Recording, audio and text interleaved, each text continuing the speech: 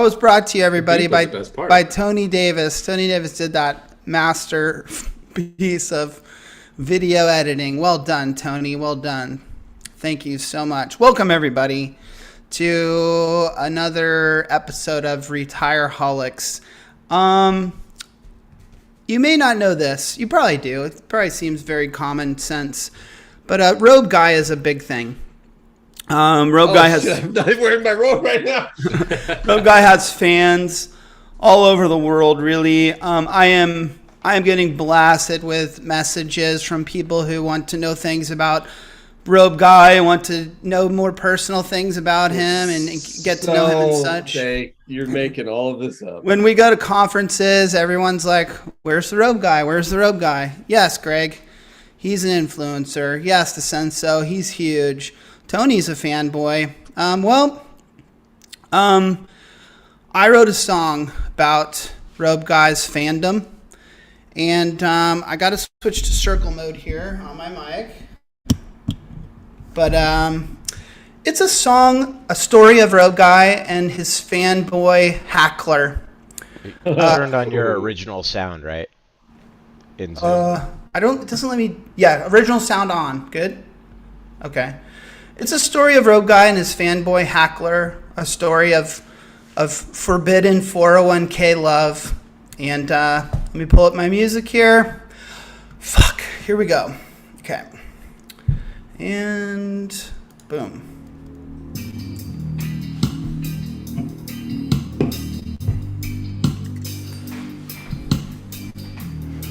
There we go.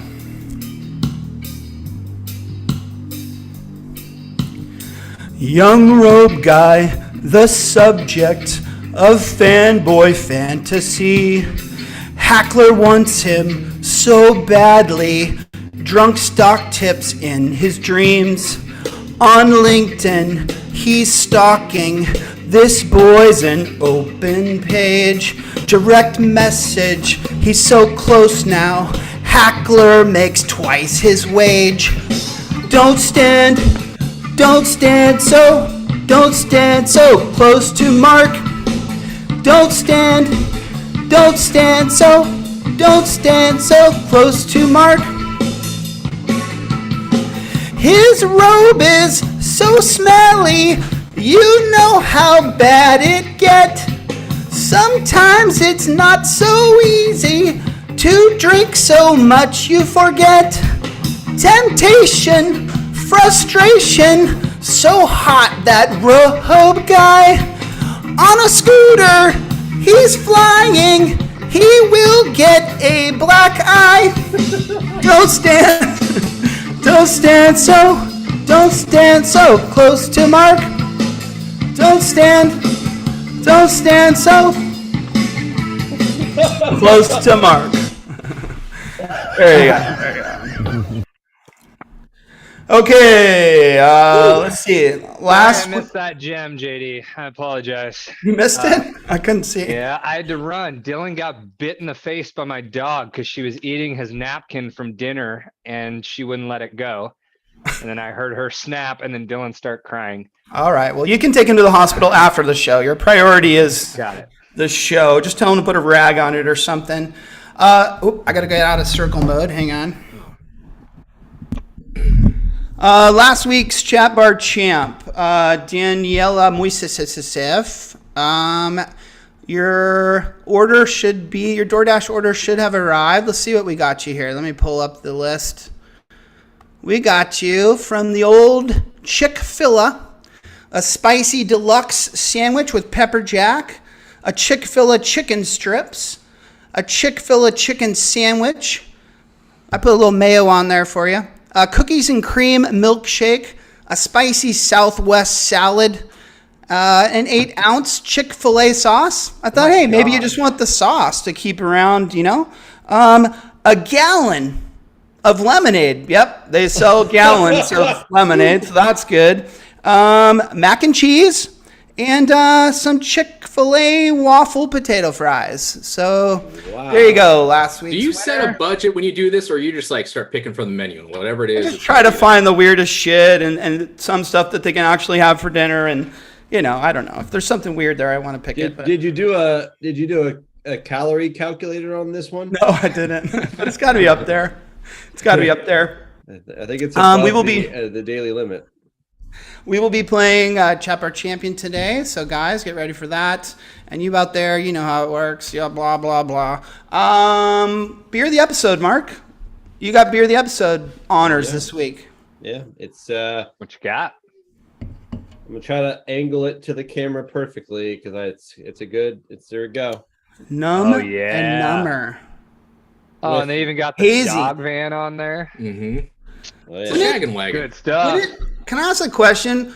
I love hazy, whatever the initials. By the way, Acrosin starts now. Oh, you caught yourself. Whoa, hold Yes, but what is a double? What does that mean? Is it? Just means the alcohol It's like regular, content right? is higher. So I think there's ranges, right? Like a normal is, let's just call it between like 4 and 6%, and then a double is like 8% or something. Okay. There's triples too. But it has to do with how they store it and how long they let it and how much hop they put in. Hey, smart you're guy. reading something on We video don't, right now. we don't care about that. It's just a number. It's either higher because there's more alcohol or lower because there's not. Do they have to pay like marketing rights to the movie because they're clearly using like the dog car and everything on there? I don't know. That's good. They even like definitely on the description, which if you want me to, I can read it. Sure. They rip from there. So- It says, Oh, see, sorry. it's right here. It's right here. Okay. Just when you think it couldn't be. Oh, sorry. Just when you think it couldn't possibly be any number, we go and do something like this. Just when I think you couldn't possibly be any dumber, you go and do something like this. And totally redeem yourself! Okay, well, that's what I just said. Moving on. And then it gets the description of the beer. I'm not going to read it. It's good. Well, tell It us- says for it to be a double, it's got to have alcohol content between 7.6 and 10.6%. Okay, thanks for the research. That's basically right. You're welcome. All right, I'm going to How many robes? 4.4. Wow. Okay. That's high praise for Mark. 4.4 robes. I like Stickler. it. I like it. All right. Let's get straight into it. There's a lot of stuff I want to talk about today. Headlines. Brandon, headlines, please.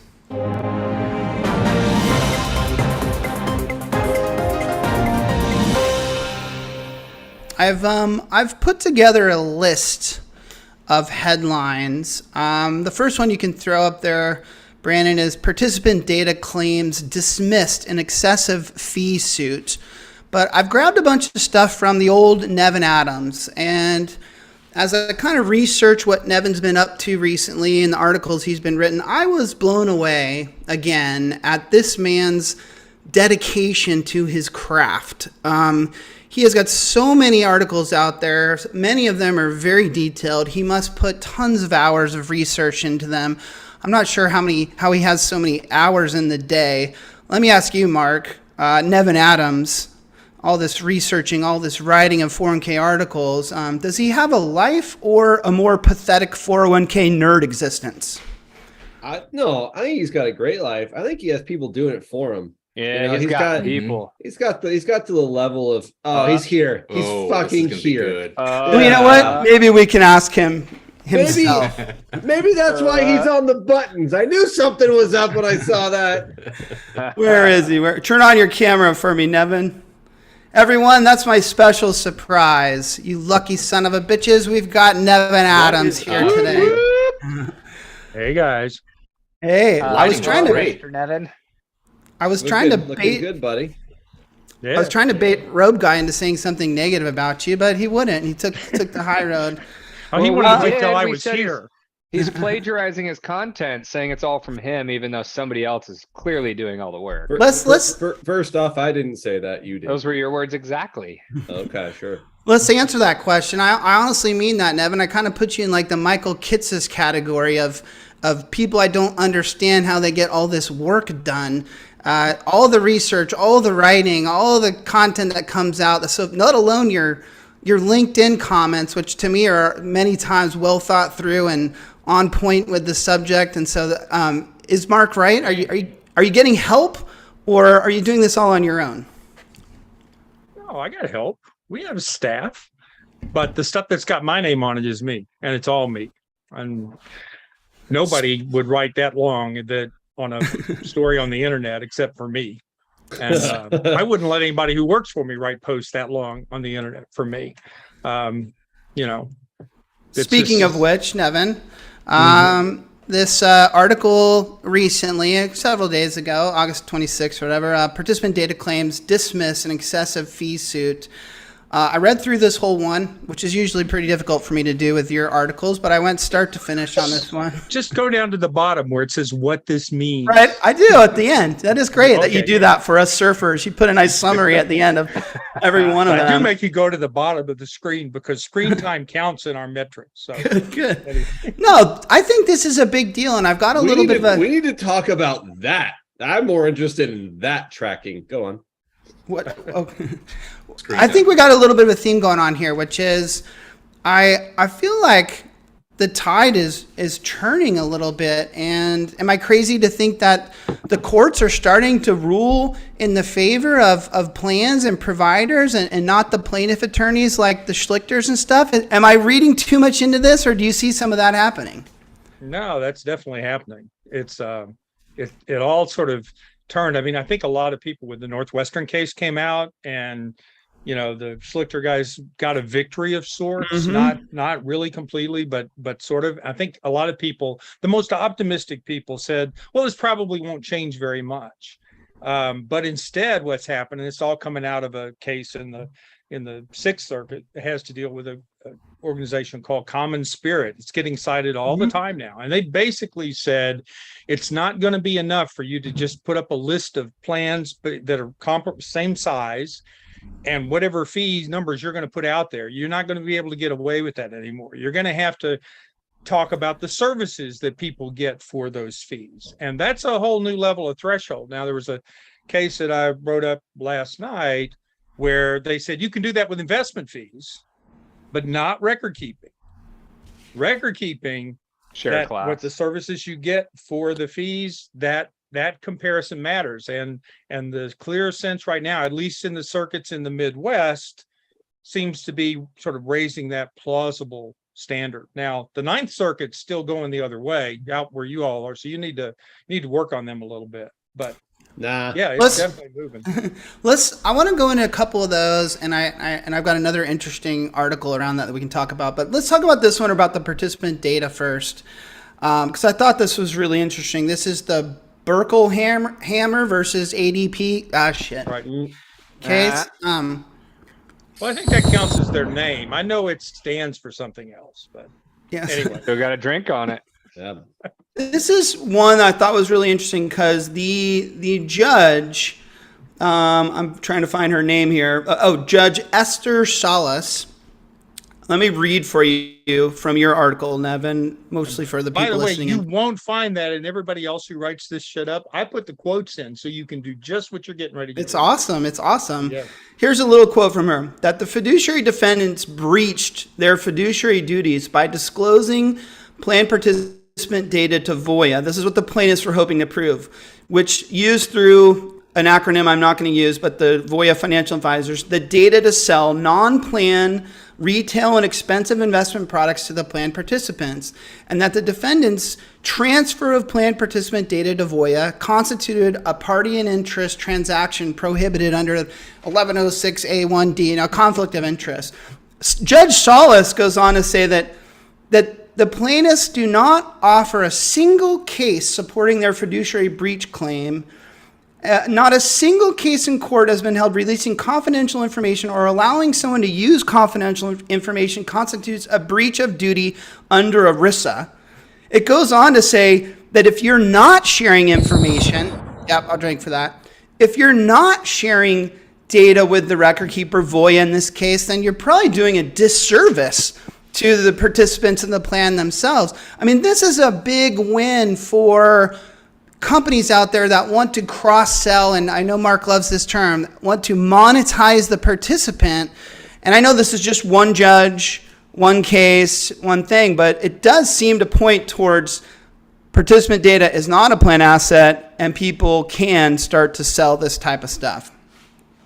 You agreed?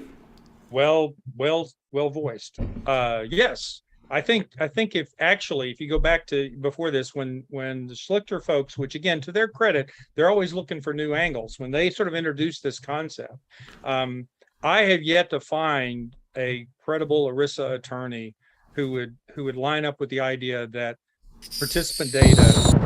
What did I? Oh, I'll drink for you, Nevin. well, it doesn't matter. That one? That would say that participant data is in fact a plan asset. So there's that. I think some of the controversy gets around with people who are using participant data not to service the plan, not to help the participant, let's say financial wellness, which arguably, I mean, you've got to have that data or you can't do that. I think the controversy ends up being when you're using it to pitch something else. But still, if you're going to try to get over that threshold, you've got to get to the idea of whether plan assets are in fact or participant data is a plan asset. And that now you can get a judge who doesn't know a darn thing about ERISA to come out and think that makes sense. But oh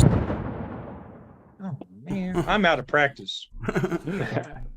So Yeah, but I think this is really interesting because we've talked about this before, but Schlichter does not like that concept. He does not think that you should be using their information to sell them even other financial services products. You know, he does not like that. And I've always said I think that's a bummer for the future of our industry, because I think the 2.0 version of a 401k or the future version of a 401k would be one in that, like, there's wellness solutions, there's financial planning solutions, and those are all coming from that participant data. And we need to build products and solutions around that so we can be better at what we do. And so we don't need Schlichter or someone telling us that we can't do that. It was your boy Brian Graff who Chad and I were there listening. All four of us were there listening to Brian, I believe, in Washington several years ago, and he was saying the 401k of the future might be free because of this participant data. And I think those are all interesting things. So, anyways, I'm just happy to see that it seems like the courts understand that and might continue to understand that. Yes, Chad. I honestly don't know the answer to this, so I'm asking. Does best interest extend beyond the relationship with 401k and rollovers? Like if you have an advisor who is the advisor on the 401k and they are trying to go in through the participant data and sell some completely unrelated product, do they still have an obligation to determine that the product they're selling is in the best interest of that participant? A non-financial product? Call it a non-financial product, call it insurance, call it some sort of like I want to sell them like landscaping services or something? No, something financially related. Tupperware, yeah, candles and makeup, Mary Kay. But no, I'm saying any other line of service that they're working through, life insurance, annuities, college really savings. Try to make your questions more pointed and accurate before you ask them, because I don't know what we're talking about anymore. Mark's looking for opportunity to talk. Get it, Mark. I think they currently have that ability to do that, Chad. That's what we're talking about. You mentioned the rollovers. Nevin's buddy Fred Reich there talks about the rollovers a lot, and they can still do rollovers. They just have to make sure that it's a proper, prudent decision for that participant, right, Nevin? yeah, it's all tied in with the retirement assets and the retirement plan and their role as a fiduciary with regard to that. Now, if you want to go sell them lawn services, no, that fiduciary relationship doesn't extend to lawn services. No, but the topics that we're all mentioning are not necessarily retirement topics. If you're talking annuity, perhaps like life insurance or whatever. Life insurance. Yeah, I don't think life insurance would get you there. I think it needs to be tied into your relationship as a fiduciary with regard to the retirement plans. See, so my fear then to some of JD's comments are, if we do monetize the participant and we leverage this data in a way that is not in their best interest, then we shouldn't be using the damn data. If we have some obligation to do a little bit of research before selling a product that is, in this case, life insurance, then I'm okay with monetizing the participant. I'm okay with leveraging this data, but we got to go beyond just trying to throw product at people. Everyone always talks about the the evil salesperson and the throwing of product. And I know that can't exist, but I think, Chad, we're going to get to a world where even if the participant data is not a plan asset, it's still the responsibility, of the plan sponsor, of the fiduciaries, to kind of guard those relationships and oversee them and make sure that whatever vendors they're using, they understand what products they're trying to sell to their participants, and they kind of govern that in some fashion as the employer. Why can't we just live in that utopia? That'll work just fine. Nevin, you're shaking your head. No, I'm shaking my, on the one hand, I agree with you. I'm shaking my head because we're all giving up all kinds of data to people all the friggin' time. And the fact that you may click on some sort of a privacy statement or something doesn't mean we're actually thinking about it. That's why you get all the tracking things that go from one site to another and that kind of thing. I don't think there's any controversy with regard to using participant data for their benefit within the plans, tied in with financial wellness and all that. As I said earlier, I think when you get outside of that mix, then I don't think that's an ERISA claim. Sorry, I said it again. I know, but now I'm at least knowing when I do it. But that doesn't mean that there might not be at some point somebody pressing the issue that says, you shouldn't be using that without some sort of awareness or compensation or something like that. But that's falls outside the Employee Retirement Income Security Act of 1974. Nice. That's different. Okay. Let's shift away from participant data and back to these courtroom, these lawsuits. There was one that you wrote about Oshkosh, which I didn't even realize Oshkosh was still a thing, but people are buying Oshkosh these days. Huh? They got $1 billion plan, so they must be. Kids have outgrown them. So this isn't an appeal, right? This one got kind of shut down, and then the plaintiff is coming back again. And I think when I read through this, it sounded to me like the plaintiff was feeling like maybe the Northwestern University case might have helped their position a little bit, and the judge didn't feel the same way. Like that had nothing to do with what they were talking about. Can you enlighten us a little bit more? Do you remember this one? Oh, yeah. No, it's recent. Well, okay. Again, it's the Seventh Circuit. That's the Midwest. That's like, Chicago, Michigan, like that. And the Seventh Circuit has long been very friendly to fiduciaries anyway. So just kind of tuck that away. But yes, so here's a plaintiff's attorney who says, hey, the Supreme Court rejected the Seventh Circuit opinion. That's the Northwestern case. That was Seventh Circuit, and basically kicked it back for these guys. These are the guys who said, as long as you've got some good funds on the menu, that's enough, right? Which was kind of a stupid thing anyway, but was good enough to win.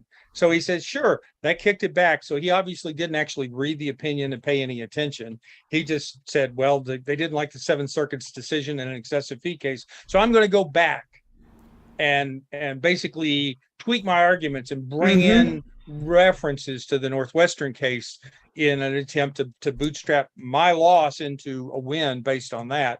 And to your point, exactly right. The judge looked at it and basically said, yeah, the Northwestern case is back for reconsideration. Yes, it's here. It's in motion now, in fact. But this has got nothing to do with it. Has nothing to do with any of the stuff we brought up. In fact, you kind of read into it a sense that they were a little annoyed at the fact that they were trying to do that. Right. So yeah, it was again one of those. It also was one of those cases that, even though the Common Spirit case, and I just commend you all, go to napanet.org and look up Common Spirit. It's all one word, and find that case, because it is being cited all over the place. It's the National Association of Plan Advisors when you're on this show, Nevin. Napanet.org. Oh God, doing it again. It's a website. It's not an acronym. Don't tell us how the rules work here. So again, here we go. Another kind of slant towards the defense of the plan sponsor and their vendors. I never really knew this name, or I never paid attention to it, but Euclid Fiduciary. Nevin, you know who they are? Yeah. I do know. I am going to recommend everyone out there that if you're dumb like me and you didn't know these people, check them out. Euclid Fiduciary, and there's a blog that they're writing called the Fid Guru blog, and there's an article on there right now that's talking about here's the title: remember we got the 1.5 million against the boogeyman. And that was kind of an interesting, that the judge called him reckless, slapped this sanction against him for 1.5 million. We talked about this last week. This article at the Fid Guru blog goes deeper about how we should be maybe putting more sanctions on some of these other cases. They talk about the BlackRock cases. And let me read for you what they say about the BlackRock. They go, these BlackRock funds, these cases, is a prime example of an objectively unreasonable set of lawsuits. Is the coordinated ambush of 10 high-quality plans for alleged underperformance of, get this, Morningstar's #1 rated BlackRock target date funds. It is objectively unreasonable to claim fiduciary malpractice for choosing Morningstar's highest rated target date funds. As recent as March 14, 2022, Morningstar reviewed the BlackRock LifePath Index Target Date Series and concluded that it remains a first-class target date series. If you read the rest of this article, which is lengthy, these people are pissed, man. They're saying these lawsuits need to stop. Go ahead, Nevin. Well, you know what they do for a living. First, they're insurance, right? Fiduciary insurance. Okay, so yes, so they have skin in the game, so to speak. Now I'll tell you, I met virtually Daniel like a week ago, and he's going to come be a part. We've actually got, and I've got to say this, guys, it's the name, even though it's an acronym, the ERISA 403B Advisor Conference in Washington in a month. Daniel's going to be a part of a panel that I'm going to be on. We're going to be talking about this kind of stuff. So there's a shameless plug, but it's interesting, and he goes into the details. He's got other posts out there. Goes deep. Where he points out, that the kind of thing that I hadn't had the time to do, which is he's going out and looking at how these plans are actually invested. And you've got plaintiffs' attorneys who are out there claiming that certain share classes are invested in, and they're not. They're not. Now, you can get this information from these fiduciary defendants, or you could if their counsel wasn't telling them not to talk to anybody. Okay? So this is why in my post about litigation when it's filed is to remind people that you only got one side of the story here.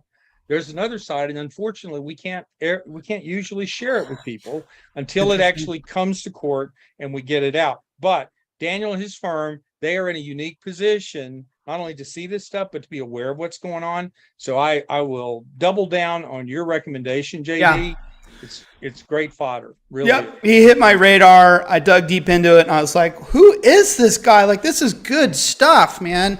And so, really smart, really detailed. It's a long read, everyone, but it's worth it. It's worth it to get through it all. This is why he and I get along. Sure. And he apparently likes my writing, so there's that. That does not shock me.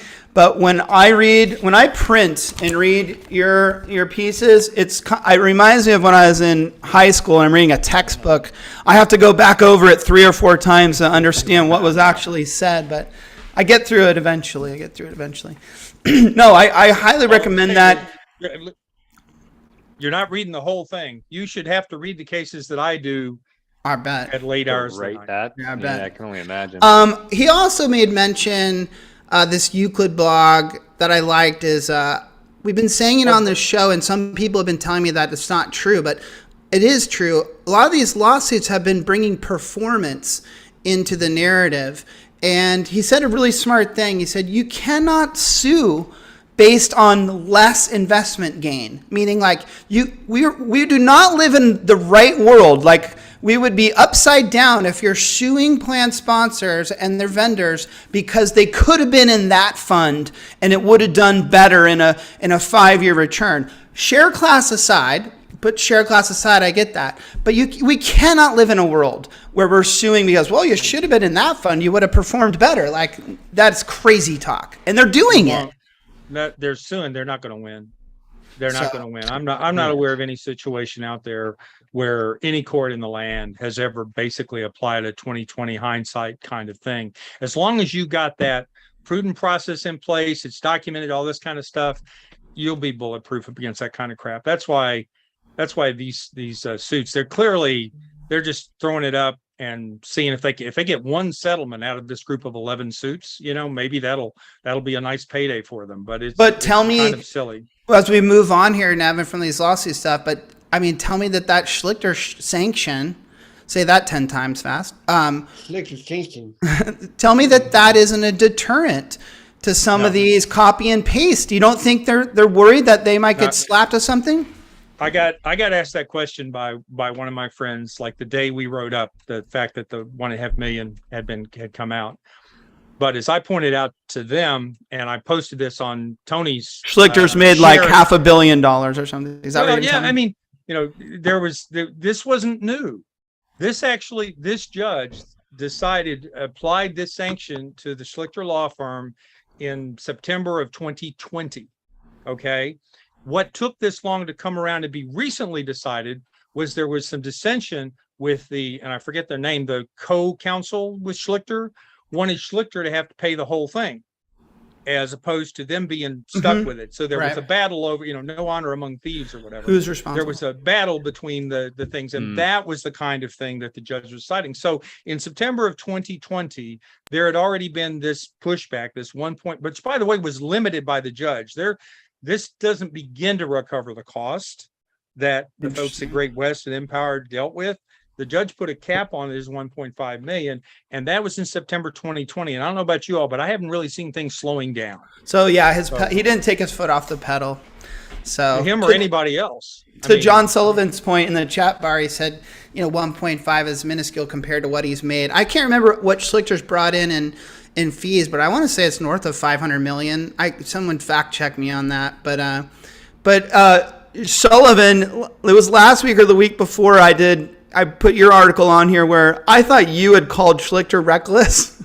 I was so proud of you, Sullivan. I'm like, wow, that's bold. He just called Schlichter reckless. And then I realized, no, that was the judge that did that. And you had little quotes around it. Again, another dumb surfer move on my half. Let's feed. Got you to look. Got you to click. Let's potentially feed my surfer brain with some Smirnoff Ice. Shit. Let's spin the wheel of ice. Let's spin the wheel of ice. The wheel of ice. Nevin's gonna have to turn his head a little bit for us. Oh, there we go. Nice. Nice. So I pulled a JD, forgot that I didn't have any more. So I can either take. Oh shit. Two couple shots. Yeah. shots. Two shots. You're gonna have, I would say 2, 3, 2. 4. Damn. 2.5 shots. You can pass it, Justin. You can pass it, and then you got to take like 2 of them next week. I'm not passing it. Nevin, I'm going to put you on the spot. The concept here, everybody, was for Nevin to just pop in and go over some of his headlines for us. I was actually gonna ask that. Like, what's the game? Because he's not even in here. He's up there. It's just to have him for a little bit and then kind of let him move along in his. I'm not worthy. Not worthy. But let's be honest. He's saving the show right now. But I'm claiming if we pulled the audience right now, they would love to have you stick around. I don't know what I was thinking. Why would I have someone with your brain power and then kick you off the show midway through? Can you stay with us, Mr. Adams? Sure, I'll write up the case later. Wow, that was. You're just gonna make him work until 2 in the morning now, JD. I like it. See, keep Nevin. Everyone says keep Nevin. Let him stay. JD, great surprise. Oh, there we go. It'd be much better to have him in the show. But our audience right now at what 12,000 people would have been like 30,000 if you just had them if you had announced it. Yeah. Right. Well, you got to try different things, Mark. You got to try different things. Okay. Guess what, Nevin? For you, yes, ma'am. Yes. Our governor in California, you're probably aware of this, Gavin Newsom, on Friday, last Friday, August 26th, I believe it was.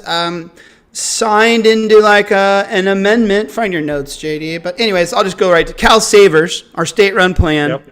Is that an acronym? No, we've discovered that's not, right? Is now lowering the mandate requirement from the original low mark of 5 to 1 employee. What was your first thought when you saw that? Like, well, clearly we're not worried about burdens on little businesses anymore. Right, so that's a negative. That's where you're going to get.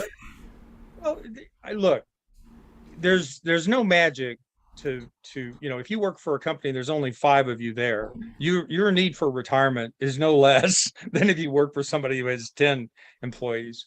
And I think the sense is, if it was working, let's take it down. Let's not, if somebody's truly like just, completely self-employed and all that, we'll not put that burden on them. Why but everybody else should have the opportunity. Just do that from the start? That was my question. Because if they had done that from the start, the pushback would have all been about the crippling burden that you're putting on small businesses. And that, trust me, that's still out there. But that's still the debate. No, that was a great question though, Mark. It's like, they determined 5 at one point, and there must have been a reason for that. I think we just hit the nail on the head of what that reason was. We felt like companies that had less than 5 employees, this would be a nuisance for them. They got bigger fish to fry. They're trying to make their business be successful. They run a flower shop or, some newsstand on the corner or something, and they don't want to be hit with these mandates. Chad, I know you're a believer in that. But you don't think a 4-person firm? You guys should be happy. Oh, right? I know we should, Nevin, but my greed cannot influence my thoughts about something. Just because we're going to do a lot of business doesn't mean I think it's right. I thought you were going to say even your greed had limits, but okay. I mean, Chad, you don't think a 4-person flower shop should be forced to have a retirement plan, do you? I don't think a 5-person group or 10-person group should be forced, but I do like the outcome for the individual. I don't like the outcome for the business. I like people having stronger, easier access to save through payroll deduction. I don't like what it's doing to the business owner that's wearing 5 hats, barely making enough money to keep the doors open, and now they're being forced to spend time and effort on something like this. No, they don't have to spend any time. It's just a payroll. It's just a flip on the switch. They don't. Let me work. Let me give you a real life example of how some employers feel about this. And let me clarify for everyone listening in. This 1-person rule does not include sole props, and it does not include like owner, husband, wife, whatever types of companies. So you have to have an actual employee. But with that said, let me acknowledge though that the way they're tracking that, JD, is what is reported on the DE9 to the state for taxes. Mark, I don't think that's an accuracy. So it's going to be one. Someone who's W-2, it's going to be reported on there. We're just going to make that one too. And so they're going to be reaching out wondering why you are not complying, even if you're filing as an S corp and you have 1 person. Well, you'll be able to hit back and say, "Look, I don't have any employees. I wouldn't worry about that." I get it. You can hit back, Mark. I'm drinking for all of those, even though none of them. Guys, I think this is really interesting. So, my daughter works for, or she doesn't anymore, but she worked for a pizza place, and this pizza place on a little corner store here in San Diego has probably 10 employees. And I remember talking to the manager there as I was having a beer at the bar, like, what are you going to do about this CalSavers thing?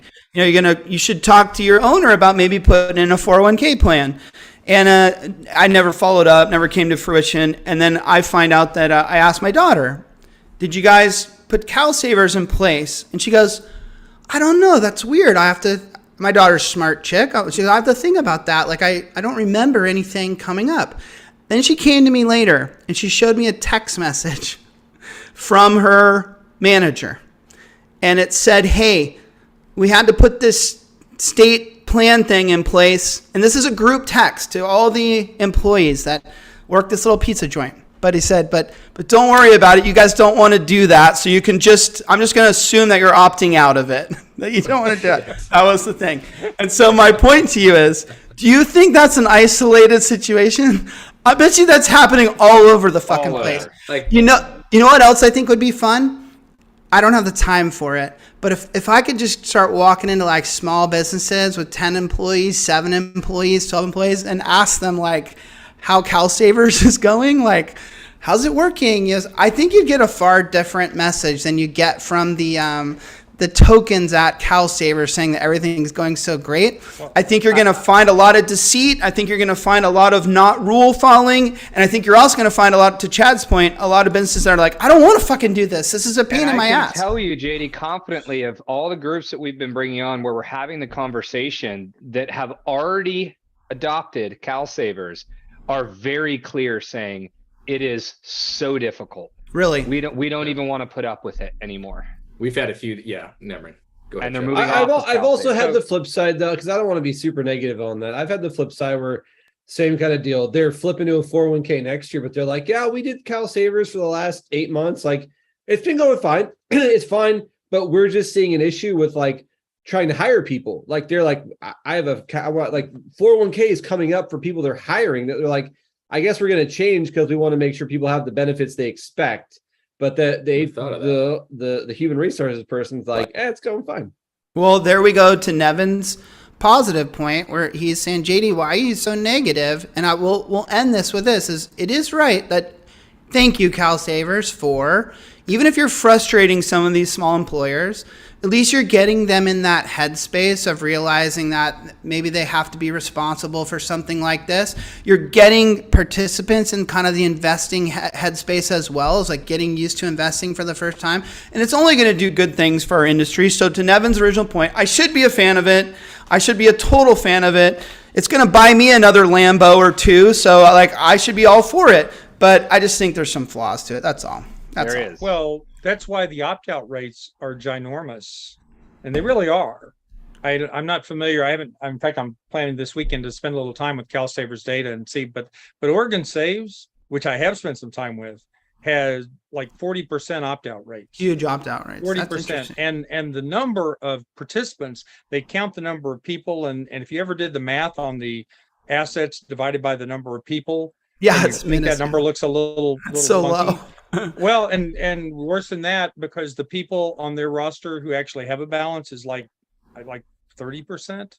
So there are a lot of people who are on the books who haven't yet started contributing to that kind of stuff. And the fees are, it's going to turn some of these people negative when they quit waiving them. So there are definitely some issues here, guys. Nevin, Nevin, doesn't that not add up? Like it seems shocking to me. Pre-state run plan. Yeah. Auto enrollment for us as an industry was like, look, you put auto enrollment in place and you go north of 90% like every time. Like every time. we knew this. We saw the studies, we've seen the numbers, we understand why. So this doesn't add up to me. To your point, well, no, with I think it was Gabby at the pizza shop. How many employers do you think, and I know I've had some myself, be like, hey, we're going to tell the employees that we had to enroll in CalSavers because we missed a deadline, but we're putting in 401k. You think some of that opt-out, percentage? Like, nope, they're not participating. Just done. I know CalSavers has to reach out to the employee, but still. No, you're right. And I'm sure there's all these dynamics going on, but I can jump on either side of this argument because I'm not a big fan of mandating anything. Okay. On the other hand, I've got no great desire to pick up the tab on the retirement for all these people who work for small employers and didn't do it. Okay. So you already have to pay for people's college loans, but continue on. Sorry. Don't even get me started on that. So you've got this kind of issue going on, but the people who wanted to put these programs in place, they were bounded in a little bit. So for instance, they all had to be Roth. Why? Because if it was not Roth, then it was a taxpayer burden on people. So boom. So it's all got to be Roth. So there's no pre-tax advantage to sell to these people. There's no employer match. Again, if they had required an employer match, they'd have gotten pushed back for the burden they put on businesses. You're trying to show me why the opt-out's higher because it's different. Okay, good. I like that. That's logical. I get that. Because these programs, they are clearly suboptimal. They're less than. Okay? They are better than a poke in the eye with a sharp stick, but they are suboptimal. So when I talk to people about it, I'm like, you want to be able to get people to get a real plan, and not just the employees, but the owners of these businesses. Yeah, right now. I mean, what kind of most of them run around thinking their retirement plan is their business. Well, you can do better than that, particularly if you hook up with some you're taking a chapter. That's a chapter out of these guys' books right here that are sitting on both sides of us, Nevin. That's what they've been doing for the last 2 years here in California. So you're totally right with that. But thank you. You made me see the light on why the opt-out is higher, just because it's a less than solution. So fair enough. Makes sense. It's not built to have the proper guidance, the education, the advocacy of an advisor, or the product that sees value in getting assets in the plan. So I think all of those are misses. Now, the objective was admirable. And I think where we are failing, call it Oregon says, I think where we have failed thus far is that we need, as a community, I feel like we need to know who is in these state-run mandated plans and do a better job marketing toward them. Like, is it accomplishing anything for you? Because if you're running it and you have a 40% opt-out rate and it's creating a headache for your human resources and your accounts payable are struggling to monitor then you shouldn't be doing it. So go ahead and set up a qualified plan that we know automatic enrollment will have a true impact. Get an advocate as an advisor in there and let that advisor charge for the work they're doing and make something successful. We'll move on, but it's also hard when your version of a summary plan description or letting your participants know that they have this option is a group text from your manager saying you probably should just opt out. That's not going to work real well. Nevin, real quick, I want to ask this question. Nevin, when this first came out, I think you said there was like a 33% take rate. Have you looked at that data since we've gone down to 5 employees or more and seen if there's an uptick in that? No, my look really, I spent most of my time with Oregon Safe. As I said, my weekend plan, thank you, Labor Day, is to look at the CalSavers. So maybe I can come back later and tell y'all some that I find. I haven't had a chance to do that. I don't even know at this point. Oregon Safe has been very good about they've been very transparent about what's going on there. And I very much appreciate it, even though, as I said, the stories weren't always great. But CalSavers, I don't know if they're that transparent or not. I hope they are, but I just haven't had a chance to get to it. The Senso brings up an interesting point too in the chat bar about how, Nevin, you had alluded to the fee structures and some of these things, and they vary from state to state, but they're not free. And, it'll be more and more interesting to see whether they have prudent fee structures as the assets grow, because it's weird. And then we got our buddy over at Vestwell who's running around setting up, to be the record keeper for these state-run plans. And I'm thinking why are you so excited about this? Are you making any money on this shit? I think you'd be losing your shirt on it. But there is the whole fee structure part of it that will be interesting to watch it evolve, because the way it's set up now, those fees can't stay in place as those assets start to grow bigger. The fees are, to me, wouldn't be prudent as they reach some type of scale. But we'll see. Everyone's always cashing in on this kind of stuff, and that includes state-run plans too, trying to make some money off of it. Let's play a game. The incredibly original and always fun Nope or Dope game. Nope or Dope game. Oh, no audio, B.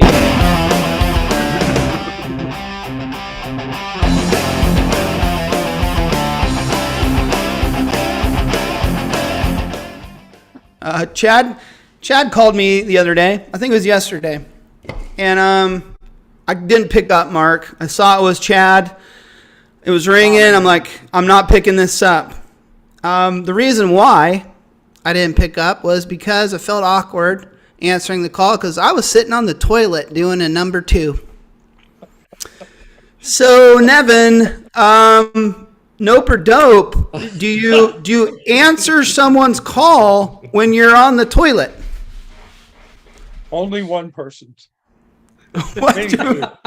Maybe two. Brian and who else? Brian. Oh wow! I just got an image in my head there. I didn't want to have. Yeah, but please don't tell him, folks. Oh, he's gonna find out that one. Well, that'd be the next follow-up. Beer, yummy. That'd be the next follow-up question I would ask you is, do you inform such person that you are sitting with your shorts around your ankles on the toilet? Chad, do you answer phones? I always mute before I flush. So, my answer to JD when we had this conversation was, it depends on who's calling. If Justin or Mark are calling, then I'm answering. But there's been a few times where I just I throw the door open so you don't hear the echo. and then you answer it. So you Nobody do ever it. knows. Justin, have Nobody you has been? any All right. There's a follow-up question here. Do you sanitize your phone afterwards? I'm not touching my poop. I don't know what you guys think you do when you're on the No, toilet it here. like it My floats hands are around in perfectly there. clean. It floats around there. Justin, have you ever answered a phone call while sitting on the toilet? Absolutely. I've even dialed while I was on the toilet.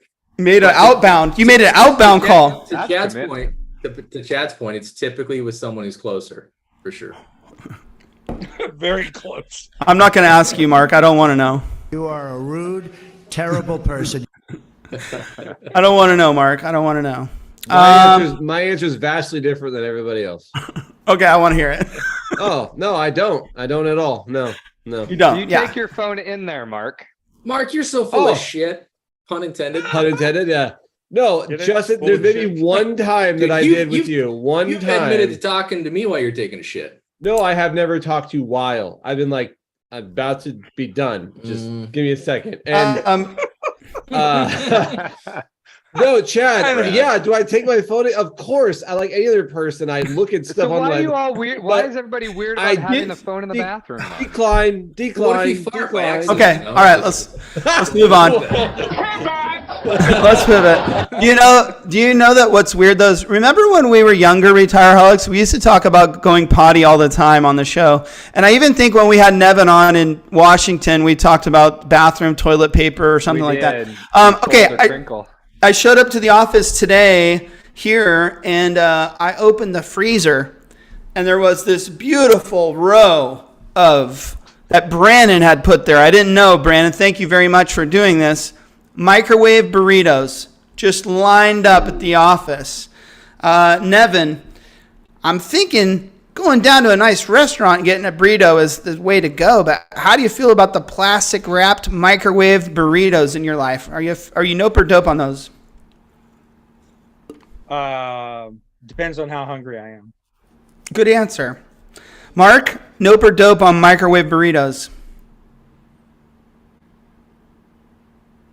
No. No, they're not good. No. Usually when you do them, you ever do one and you didn't quite get to the center of it, like the outside was hot and then you bite in and the center's still icy cold? That's not a good look. Let me help each of you here. You get a paper towel, you get it wet, you wring it out, you wrap the burrito in it, and now the tortilla stays nice and soft and everything cooks thoroughly. It's all right. Wow. You're learning some things out there in Missouri. This was a college trip, bro. Chimichangas. All right, here's a serious one. I'm dope. I'm going to answer- answer. Hold on. I'm dope on that. I'm popping it in the My mic. answer was for right now, not my historical life. When I was a child, Okay. sure. Yeah. JD, I'm popping one in the mic and going to eat it and then go take a shit and talk to you. Well, you're definitely going to take a shit quickly after a microwave burrito. Okay, this next one's serious. I really need some guidance. And Nevin, you seem like a prudent, responsible person. You're someone I could use some guidance on this. Before I was an empty nester, I had a lot of kids at my house, and it would create a lot of trash. Boy. A lot of trash. A lot of beer And cans as of late. our trash cans come on Friday morning, by the way. So I'm usually drunk Same after. here. Same Yeah, here. I'm usually drunk after Retireholics trying to haul them out to the curb. But Yep. sometimes I run out of room. I don't have enough room in my trash cans for all of my trash. But I've eyeballed some of my neighbors, and they seem to have some empty space in their garbage cans. Now, it's I'm pretty sure nighttime. it's a felony. The trucks are coming in the morning. I don't think they're going to be running out at 2 a.m. with an extra bag to add to the mess. So, nope or dope, I just want to get in there and get my trash in my neighbor's trash can. Is that okay or not? Yeah, man, dope. Got to do it. Got to do it, dope. What are you going to do? Take it back inside? I know. And for next week, put it back in the morning after the trucks come and start over. Have you had chicken in your garbage for a week? I'm sorry. There's never enough room next week either in that case. Chad, have you ever done this? I felt awkward, so no. But what I have done is gone over to the school and thrown it in the dumpster. when there was not enough room. That's a And whole that's nother different. one. How is that different? It's illegal. That's worse. It's not it's not different, but you I don't then have had anybody to looking out put their the windows. garbage in your car. You're disgusting. I just walked across the street with it. He lives across the street. The school is Mark, right You live across the street from your school. Mark, first quick You knew question. where I lived. I was directly across the street. First quick question. That's cool. Oh, Have you ever done this, Mark? Yes or no? no, I will Oh, never do that. okay. No. You've never done it. I can't do it either. Justin, have you ever done this? Yes or no? I did it a few weeks back for my grandma. Okay, when you did it, For grams. I'm assuming you're going to say dope, like it's okay to do, but I want an honest answer. When you did it, did you do it stealth-like, or were you trying not to get caught? Dude, that comes with a $10,000 fine if you get caught. Of course, I was trying to do it stealth. Does it really? Mm-hmm. Like it's No way. illegal to throw trash in your Yeah. neighbor's trash can? It Yeah. can't be. It Here, can't hold be. on. It's Yeah, look it 20. up. Okay. All right, Nevin, we're going to finish out this show with a little investment advice for you and everyone that has tuned in. We call this part of the show Drunk Stock Tips.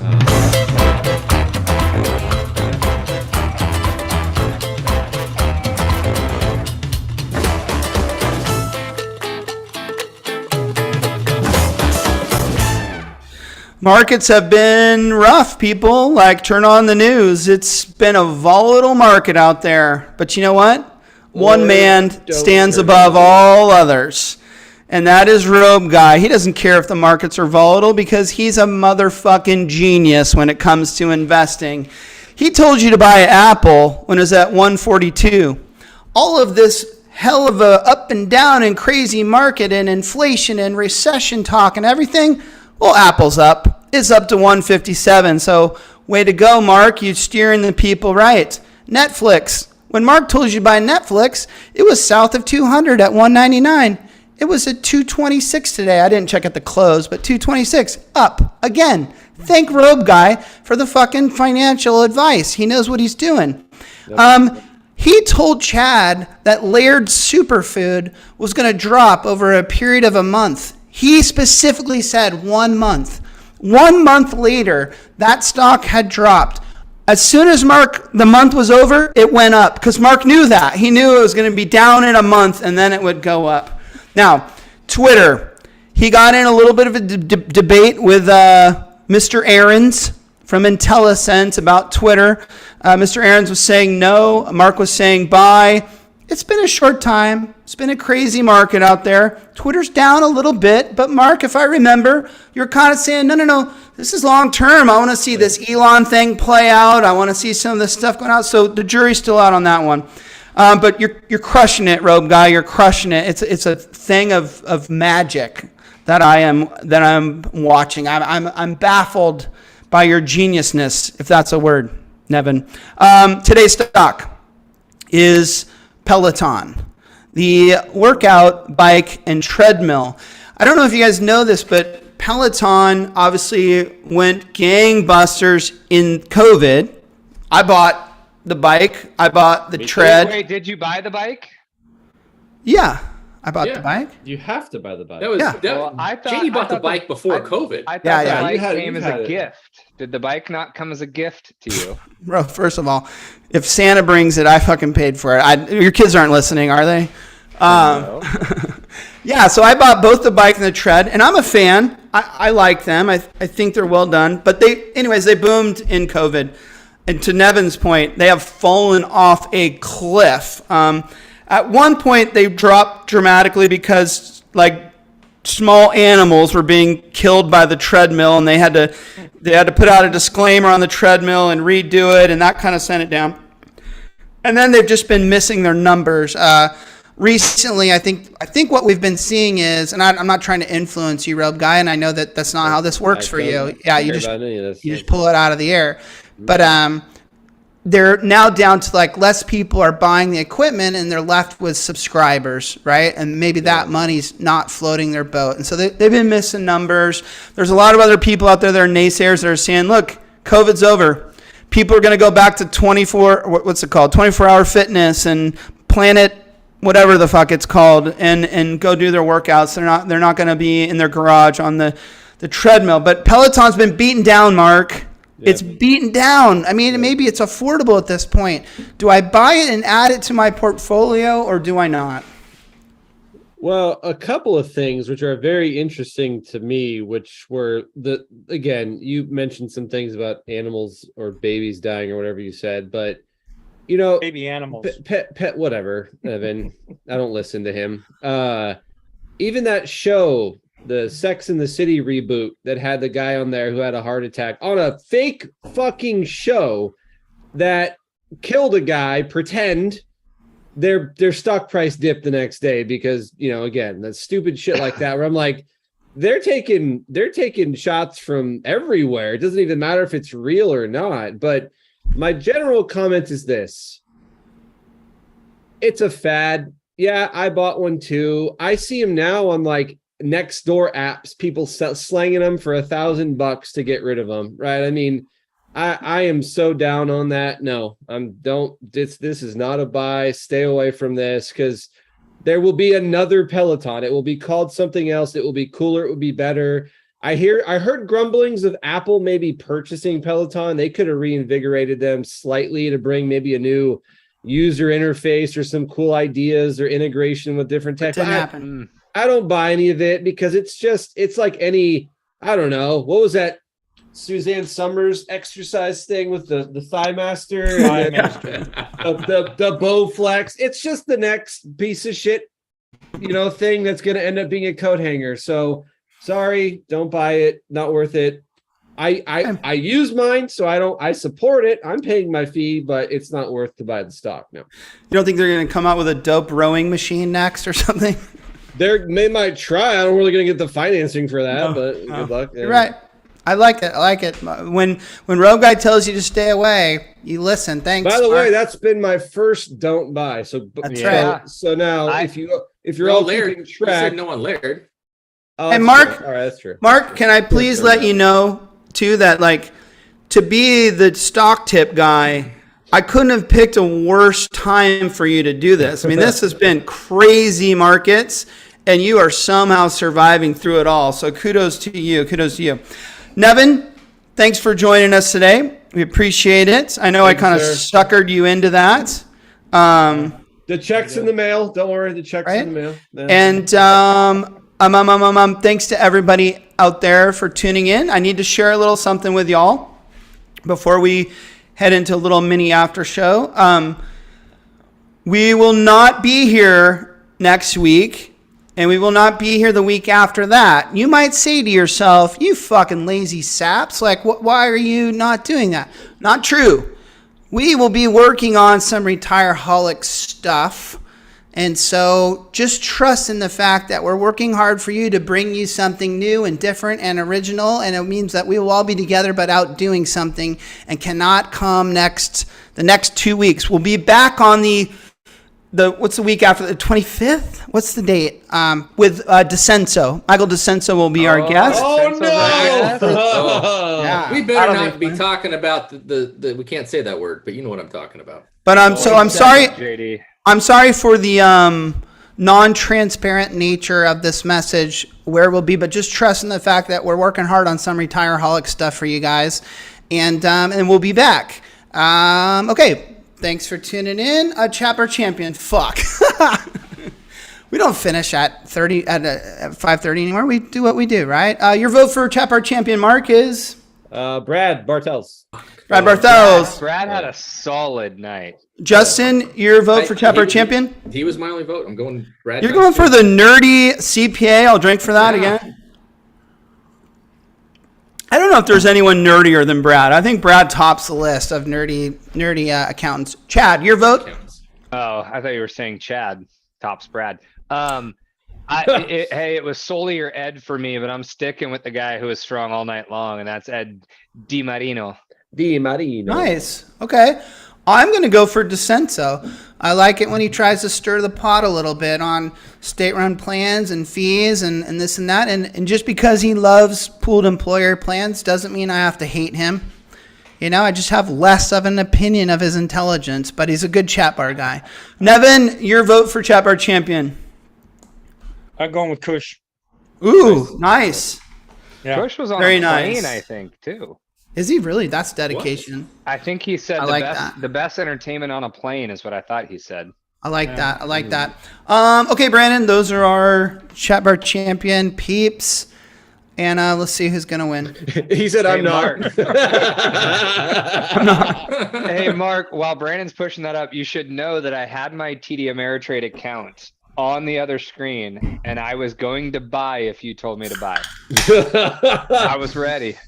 You should short that shit, bro. Right. JD, I What- don't know what that means. Wait, what is the price at right now? It was like $10.28, I think. I just closed it. I didn't think about that either, but whatever. I'm gonna stick to it. I'm sticking to it. Well, I didn't realize how big of a dive it had. When I brought up the chart, it showed, I don't know how far Oh, back it's been it was, but crushed. it showed it north of $100 a share. It's and it been was at crushed. 10.28. So now I will say that the easy answer there is to buy because it's at so low. You're like, it can't go any You would further think. than that. But I'm kind of with you, though, Mark. I just don't know where their growth comes Where from. is that in relation to pre-COVID? Come on, I can't do a tie, guys. Vote. Keep voting, people. We got a Maybe tie if right now. let's vote. It would help. Yeah, we would be 4 solid votes. Yeah. the If same we people need a we put in there. tiebreaker, we just ask. All right. Okay. All right. We'll tie it up. All right. We'll go back to the old days. Mr. Nerdy CPA, I'll drink for that. And Kush, Mark's going to ask you a question. Oh, not And- me. Yeah, and you're going to have to put your comment in the chat bar, and the best comment wins. Mark? What do you get when you combined Nevin and JD? Go. Ooh. They both just signed off, actually. Immediately. No, I'm kidding. I want to say shit. Brilliance. Brilliant. Oh, that's You get too nice, you Brad. get someone with average intelligence. Safe sex PSA. Oh, there's your winner. Safe sex PSA. Brilliance. Okay, sorry, Brad. I'm pretty sure Kush is going to win that one. All right, Kush, you are chat bar champion. See, Brad, sometimes being conservative doesn't pay off. Sometimes you got to rattle the cage. Kush, yeah, I'm pretty sure I got your address, buddy. So unless your address has changed, let me know, and you'll get some goodies. Oh shit. Yeah, I'll send them to you next week. Fuck. Maybe I'll send them to you tonight. Who knows? Yeah. I think I'll send them to you tonight. And thanks everyone for tuning in to another episode of Retireholics. We really appreciate it. And we will see you in 3 weeks. And tune into our Instagram. In our Instagram stories. And maybe you'll get a little peek of some of the stuff we're working on. Okay? And we'll see you back here with Descenso. We'll talk pooled employer plans and all kinds of stuff. So Brandon, play us out with some music.